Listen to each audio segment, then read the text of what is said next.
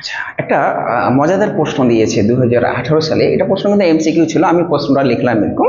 আমাকে বলছে tan theta plus কট থিটার মান 2 বলেছে।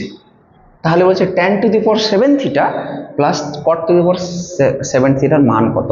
তো এখানে 7 না দিয়ে 2024, 25, 100, 200, 300 দিতে পারে। এগুলো মজাদার প্রশ্ন, এমসিকিউ থাকলে একটু ট্রিকি কাজ করতে হবে। কিরকম, এখানে আমাকে বলেছে 2, তাহলে থিটার মান আমি যদি একটা কল্পনা করে নিই মনে মনে যে এত হলে কত হতে পারে। আমরা জানি ট্যান 45 এর মান 1, কট 45 এর মান 1। তার মানে আমি কি করছি, এখানে থিটার মানটাকে 45 ডিগ্রি ধরে নিলাম। কেন ধরলাম?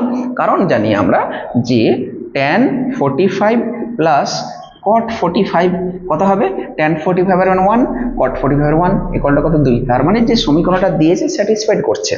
তার মানে থিটার মান 45 ধরে নিলাম। এবার আমাকে বের করতে বলেছে এটা কত, ট্যান টু দি পাওয়ার 7। তাহলে ট্যান টু দি পাওয়ার 7 কিন্তু কত বলেছে, 45। আচ্ছা, plus cot to the power 7 কত বলেছে, 45। এটার মান কত হবে?